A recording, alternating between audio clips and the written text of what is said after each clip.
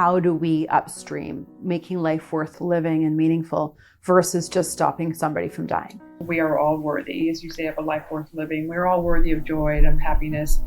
But at the very, very core, when everything is stripped away, we have to teach our kids about self-worth. They need to feel connected to us, and they need to feel like they belong. There has to be unconditional love. Hi, Kerry Martin from San Diego. Hi, Suzanne from Vancouver. from Vancouver, and I bet you we have more rain here than you do. I want to talk to you today about upstreaming in terms of suicide prevention, in terms of this idea for parents to understand that let's make life worth living rather than just not dying, because this is what you're all about. So you have great experience about it, and I'm excited to dig into this stuff with you. You have got Foundation for Life you started this month, which is a suicide prevention upstreaming platform.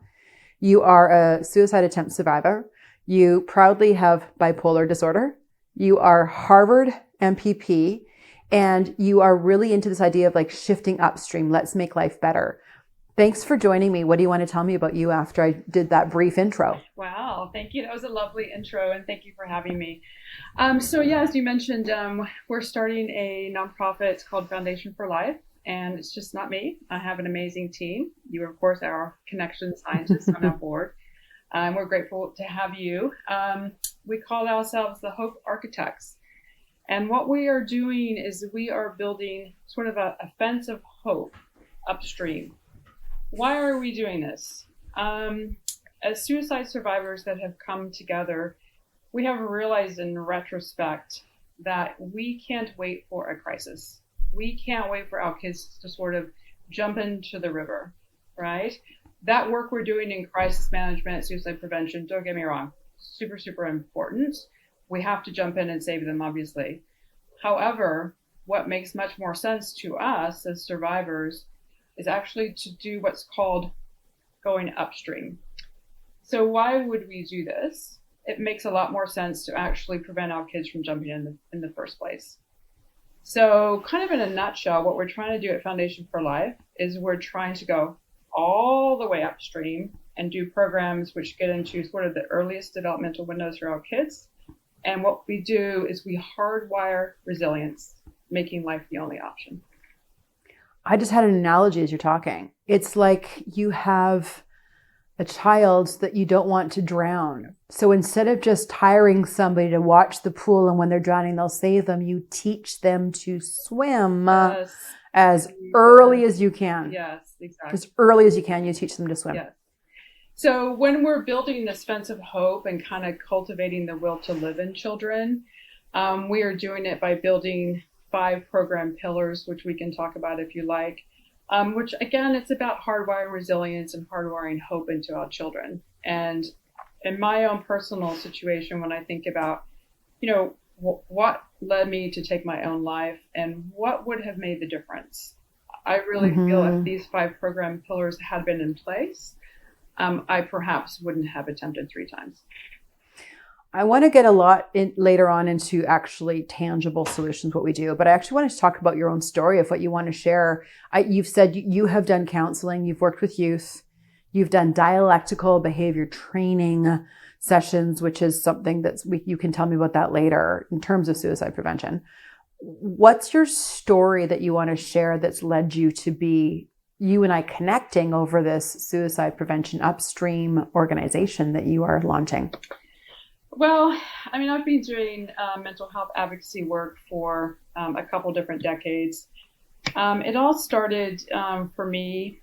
As you mentioned at the outset, I like to call it anyway, I thrive with the bipolar diagnosis. I haven't always been thriving, let me just put it that way. The world is a difficult place for people with bipolar. We're often misunderstood and certainly stigmatized. And for me, it started actually when I was at Harvard.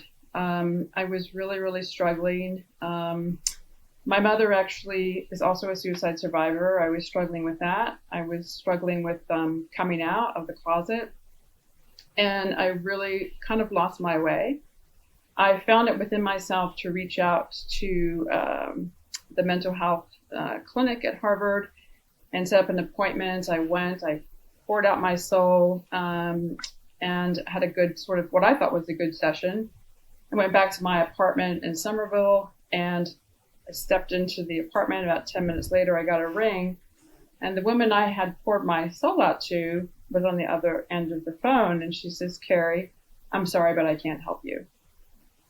And Oh gosh. at that moment, that was sort of a clinical failure, understatement.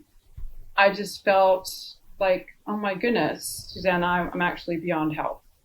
I spiraled down after that and just didn't have the support I needed, and I felt like I didn't belong, and the world would just be better off without me.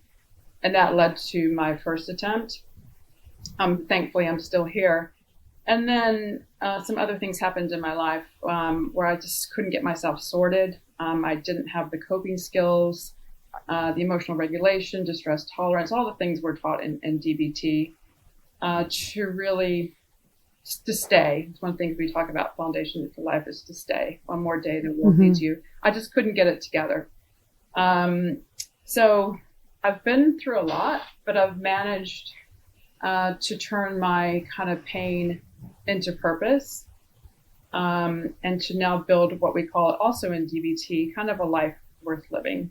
And I want to make sure nobody goes through what I did. And part of Foundation for Life is making sure our children never go out on the edge like that, and they never ever contemplate suicide. The word suicide is just a completely foreign concept to kids. I think you've just answered my next question, but I want to confirm this because I think she's read my questions. My next question was, what were defining moments for you that led you to this, where you are doing suicide prevention in terms of let's make life worth living? So it sounds like you being told that a counselor, therapist can't help you was enormous. Are there other defining moments that got you to this today? Yes, I haven't read your questions, first of all, but I do like to ramble, so perhaps that's why I covered it. No, it's all good. I obviously, my two other attempts, I got laid off from a company in the throes of a bipolar depression, and rather than them showing some sort of empathy, we're often very stigmatized and misunderstood when we have bipolar, and they, even though I was a rock star at work, didn't realize, like, goodness, there's something wrong with Kerry. We need to sort of reach out and say, hey, what's going on with you? Your work has really plummeted. In point of fact, just getting up in the morning and dragging myself out of bed and going to work took a mammoth effort on my part. But rather than get the empathy I needed and the support, I got laid off. That caused another, really, really difficult breaking point in my life. And then the third and final time was, actually, I had a bit of a psychotic break. And there was some issues with the broken mental health system in the States I won't get into, but rather than being forced into involuntary treatment to get myself back on track, I unfortunately didn't go that route, and I spiraled again, and that was my third and final attempt. And through that whole entire process, I actually did start a nonprofit in 2014 called Hope Exchange. We specialize just in helping the bipolar community. I felt like if I had somebody who had walked in my shoes that I could ring and say, hey, here's what I'm going through, I really desperately wanted someone to understand me. And there was nothing like that in the States. So we had a program where people could be virtually mentored by people like myself. And we did that for 5 years. And unfortunately, we couldn't get funding because I found people don't care about people who have bipolar, sadly. So I've been a mental health advocate, after all these years after that. I've worked as a peer support specialist in the field. I've been a bipolar coach. I'm very, very driven to give back again, because I just don't want people to go through what I did. There's nothing more painful than struggling with this feeling that nobody wants you here, The world would be better off without you. For 3 months, I couldn't get out of bed. It's just the most awful, bleak, lonely place. And I can't imagine my granddaughter being in that space for a nanosecond. Mm-hmm. I did an interview with David Woods Bartley, who's on our team, and that was about healing from a suicide attempt, because it feels so much of, there's just so much of a story to get to that point, that there's healing that is absolutely required in the aftermath of an attempt. Yes. Which seems like a process. Yes. So as you walk through the darkness and you come out into the light, you go through this sort of transformation, and you realize you, in addition to wanting nobody else to kind of walk through that path, you want to sort it out. And so my solution after all of this time, I have a marketing background, is I want to offer a picture of hope, not despair, like David. We want to save people from jumping in. We don't want people to do what we did and jump, right? There's no reason to wait until you get to the downstream crisis mode. Yeah. We can go upstream and save people from jumping in. So that is now my mission. And you know, at the outset, we talked about suicide. We're not really a suicide prevention nonprofit. The impetus for starting it was because we're suicide survivors. But we're trying to replace the epidemic of suicide/despair with one of hope. What does that look like? Like, how does that play out when you've got this upstream approach of making life worth living and meaningful versus just stopping somebody from dying? It's a good. How do you know when it's happening? How do you do it? Just kind of more in general terms. Well, I'm sure David probably shared with you, because he and I see eye to eye on everything.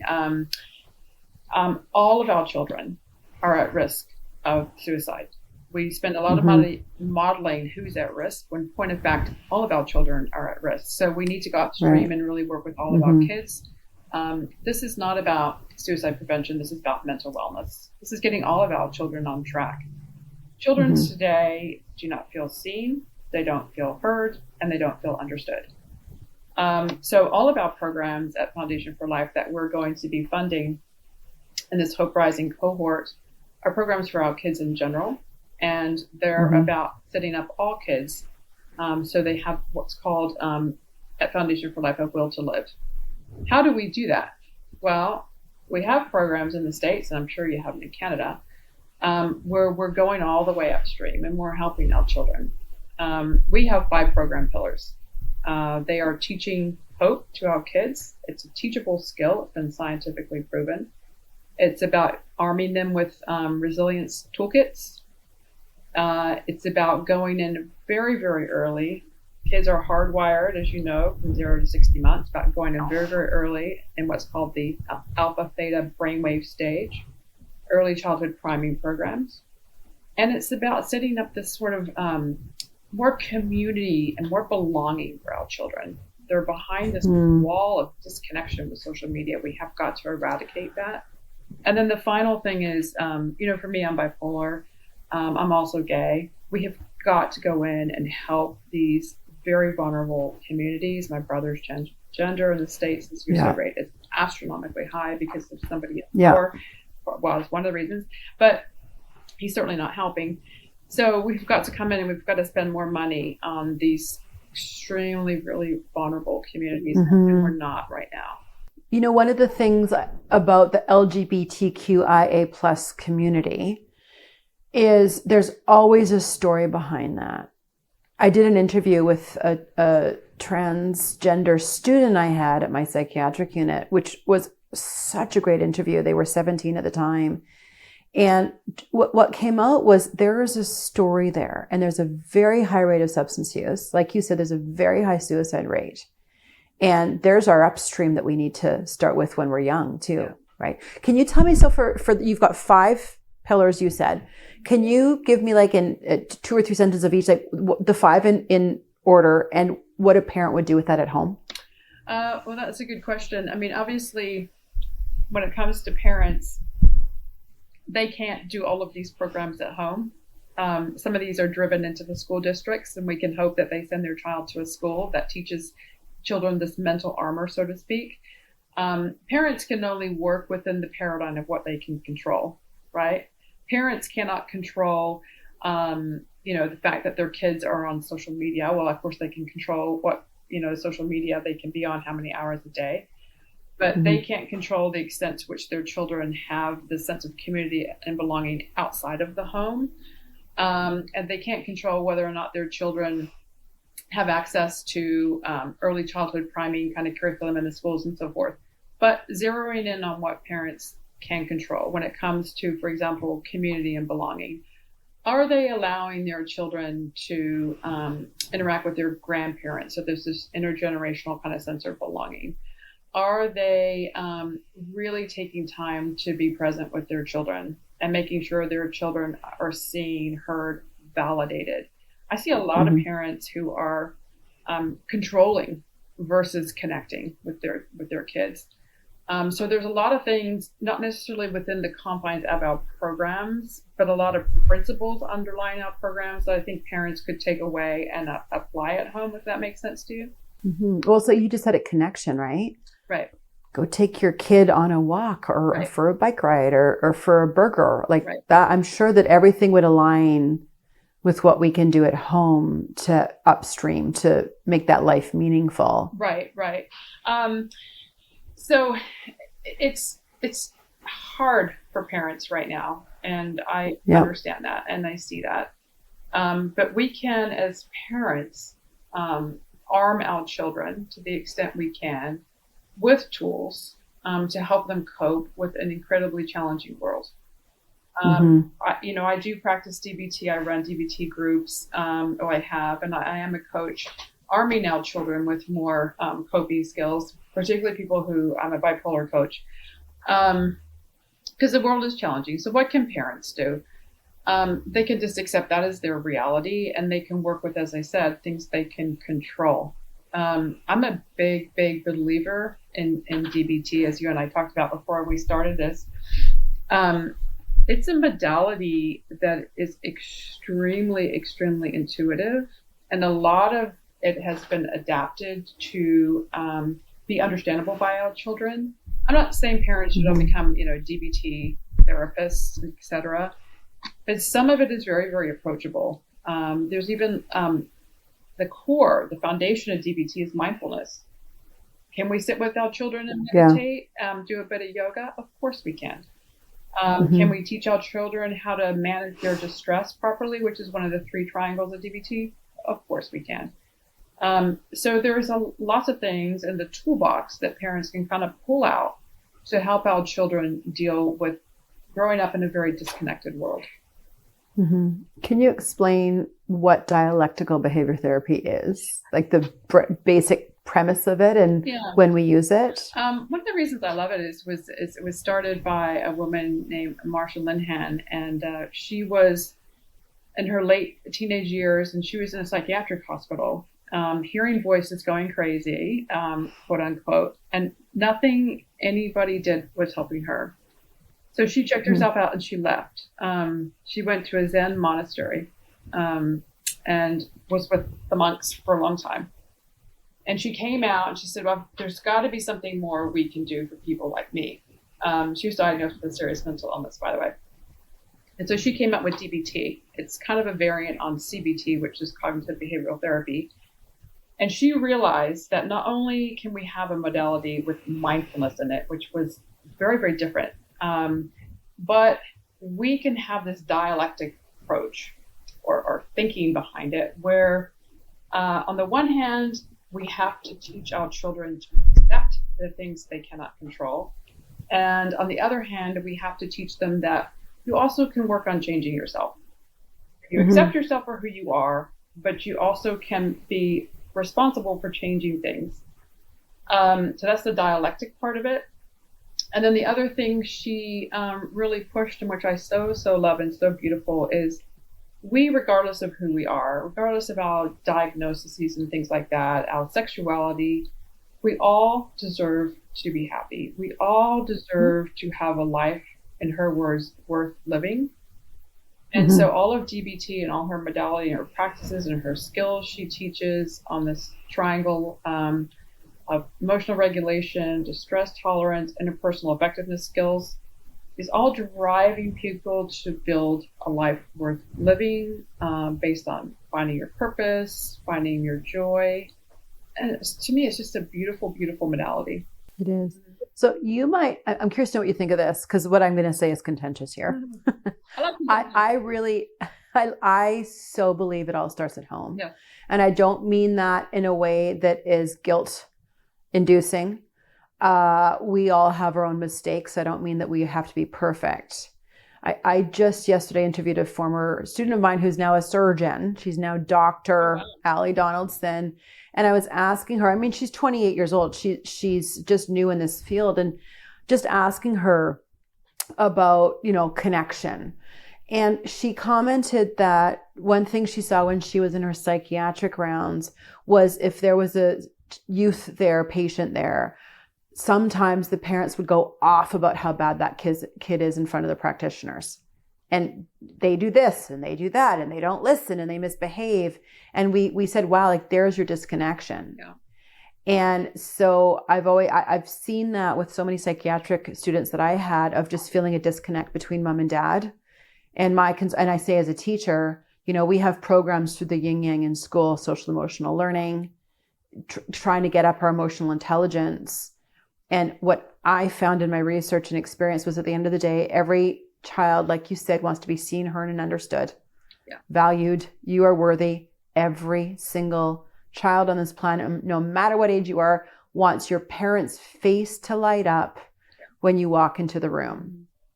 So that was my parent. Like I understand all of these modalities, and I'm all about therapy. I'm all about, dialectical behavior therapy, cognitive behavior therapy.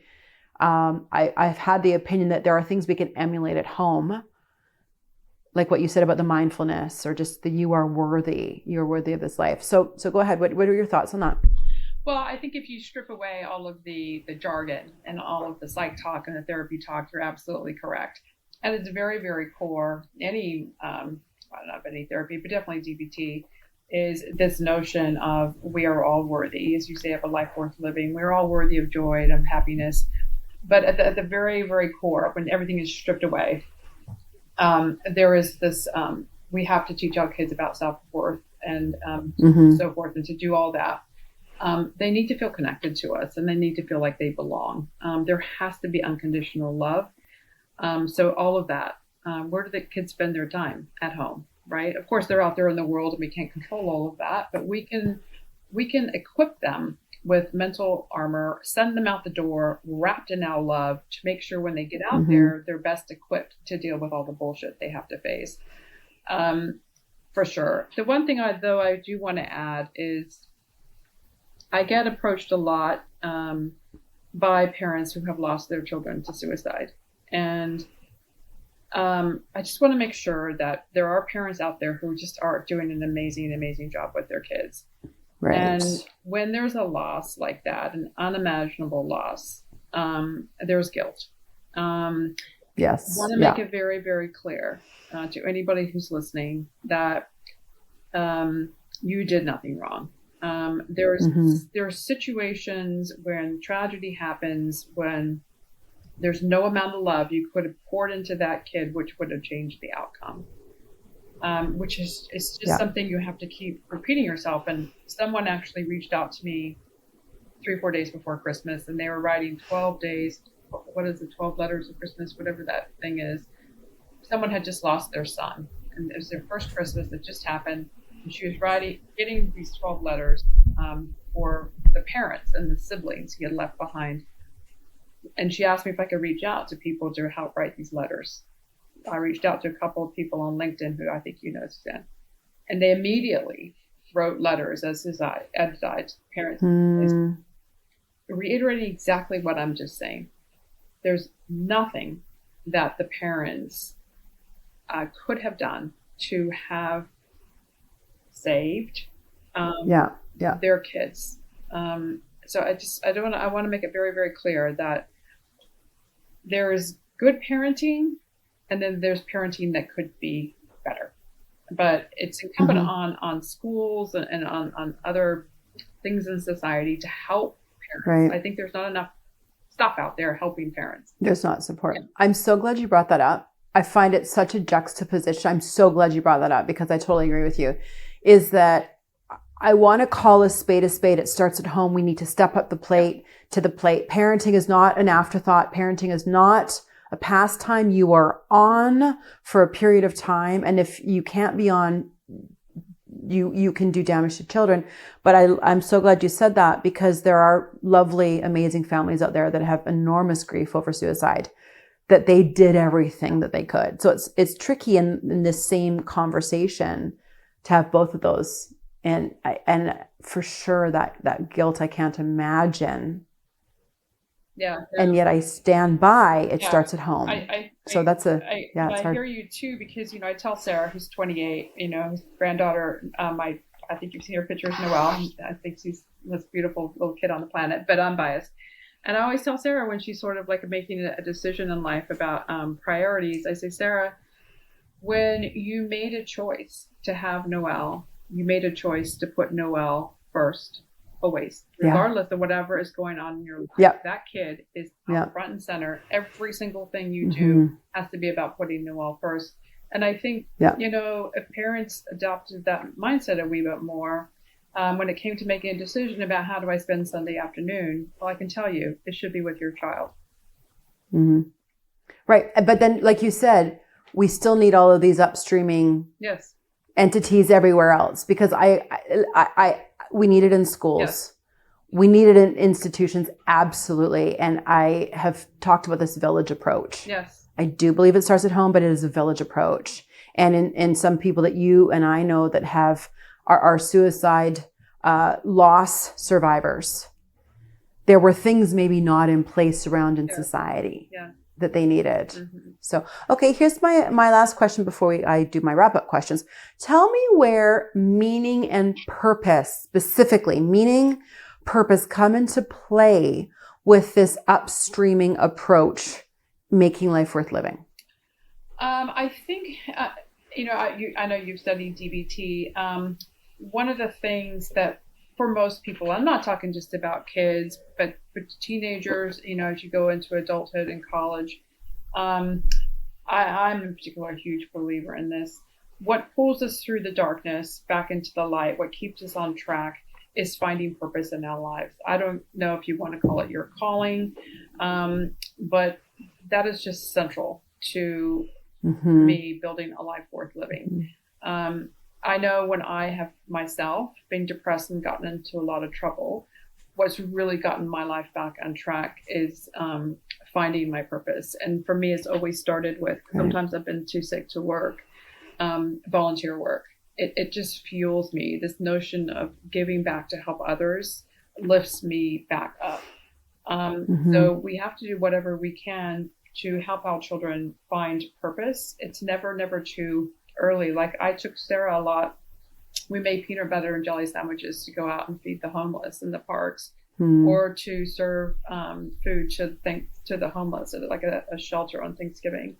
If we can instill this notion of volunteering and giving our children kind of a view into what is it, or how do you go about finding deep meaning and purpose, I think the world would just be a lot better off, in addition to our children. You know what I found in my research that I think is related to meaning and purpose? So I had 25 students participants. I don't like saying study participants, over the course of a year at the psychiatric unit. And it was researching, like, what did they say that they needed for wellness, as you know. And I had a youth care worker ask them questions, and one of them was about my little tiny classroom on the unit. And remember, we were a 10-bed inpatient unit, so it was very quiet. 2 teachers, which I was embarrassed to tell colleagues at the time. Like, it was a ratio of 1 to 5 max. And the question was, what was the best thing of the classroom? This little tiny psychiatric classroom. And I thought they'd say they get an espresso, there's books, they can come in with their stuffy and sit on the comfy chair and listen to music. None of that. What just absolutely gobsmacked me was, of the 25, and we were an end of the road unit, right? I lost 8 students that I know of right now, and within the 5.5 years, it was hardcore. I had the highest risk kids in the country with the highest death rates in the country for their age group. Every single one of the 25, every single one mentioned something related to success that they liked the best in my classroom. I could read. I saw that I read. I did some math. I handed something in. Maybe I can graduate. I learned, one kid said, I like psychology and maybe I could go to university. All of the 25, and nobody's ever guessed this when I ask people to hypothesize about it. Not a single person so far has come up with this because I wasn't expecting it. And I equated it to the idea of meaning and purpose. Maybe I can do something in my life. I can get out of this hole. I can change the past and flip the script on my family. There is hope in my future, was my analysis on that. Mm-hmm. It's kind of like they've given, by reaching within themselves, they've given themselves like these little sparks of hope. And there's like a little bit of light on the horizon for them. So they find it within themselves to kind of keep moving forward. We all need that, not just kids, but that's an amazing, beautiful story. However, the one thing that sticks in my mind is you lost 8 of the 25, and that's the problem. We need to have these sparks of hope be sustainable. It can't just be in your beautiful classroom. Totally. So we need to help out parents. We can't dump all the responsibility on the parents. We need to arm the parents with the tools, and then we need to, outside of the home, we need to do a much better job with our kids. For sure. You know, it was interesting too. Not a single one mentioned any sort of a framework or worksheet that's done that we do in our classes right now. Yeah. It was all the connection. Yeah. Somebody that cared. They all mentioned a human being that leaned in, that cared. Yeah. I have always 3 wrap-up questions that take us back to my main question about how do we upstream making life worth meaning for suicide prevention versus just stopping from living. And so here's number 1. Can you tell me what comes into your head with this question? The very first thing is, how do I start this early? Like the one little thing with that little tiny newborn baby. What's the one thing that can start with these growing brains that we know are completely malleable when they are born to begin that process? I'm not a person who specializes in early childhood development and what do we do with our children, when they're tiny. But I am extremely maternal. This is a gut answer to your question. That's what I want. Obviously I spent a lot of time with Noelle when she was born.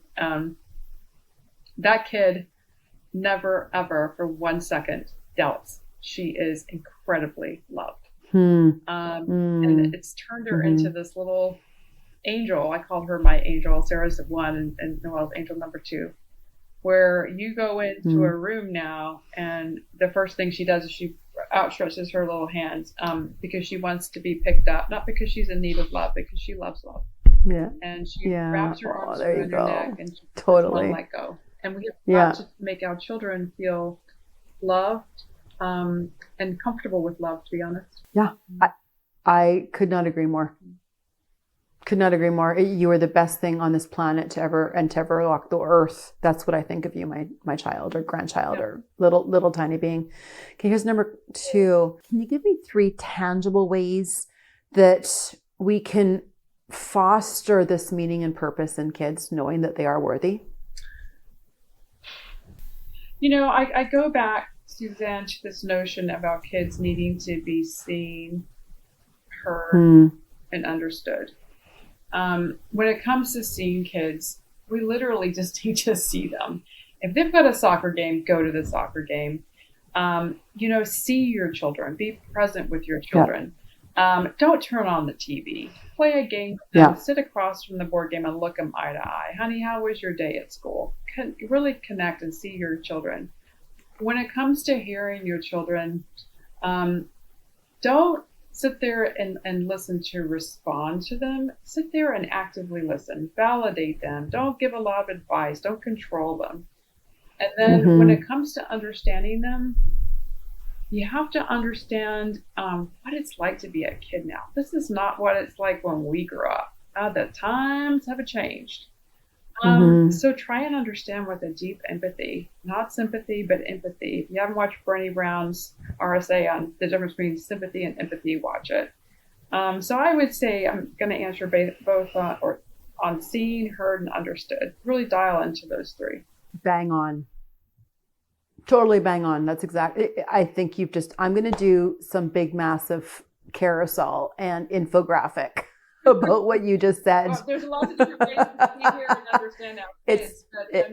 Parents can pick whichever works for them and resonates with their own children. Every child has their own inner spark. And needs something different from their parents. Pay attention. Tune in. It is. And you know what? Understanding, each of those three, I think there's so much within that. It's all so deep and broad and vast. One of the things of understanding is I did an interview with a teacher that I had worked with. She's up north in northern BC teaching, and she said, "Get your head out of your butt." She said, "This isn't about you, right? To understand, you've got to get your own head out of your butt, that you're looking at that kid before you and all of your own experiences, history, nuances, responses, perspectives have to go away to truly understand." Yeah. Oh, that's good. I mean, I'm guilty that's of that good. when it comes to my personal relationship. I project on my girlfriend like you would not believe. But we cannot be doing that on our children. I mean, come on. We are grown up. I know, right? Okay, last question. You might need to think about this, and I will edit out your thinking because I think this is a tough question. When talking about the will to live, I want to be here versus just stopping death.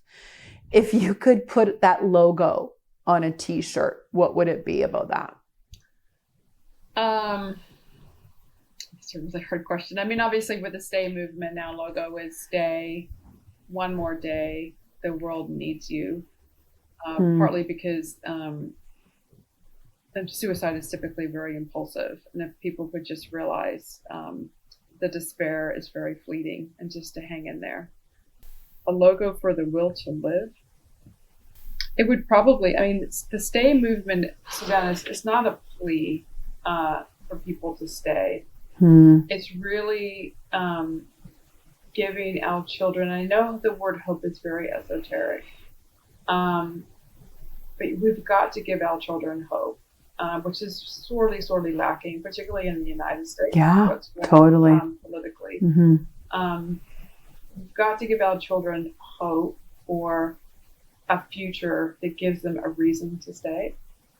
And right now, there's just heaps of reasons that are just dark. Well, there's just no good reasons, really, why for some people they should stick around. And we have got to change that. Children should wake up with a smile on their face, with a feeling like, gosh, it's a new day. I'm so excited. And not with a dreadful feeling like, I don't want to go to school because so-and-so is going to, put me in a locker or throw my lunch away. We've got to sort that out.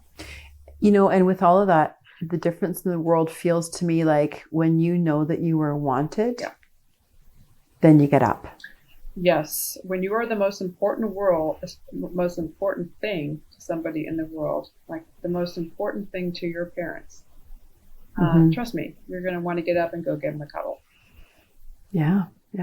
Kerry Martin, thank you for your time. Tell me where we can find you. I will put it in the show notes here too. Yeah, so you can find me at foundationforlife.us. We'll be launching the staymovement.org in a couple weeks. You can find me there.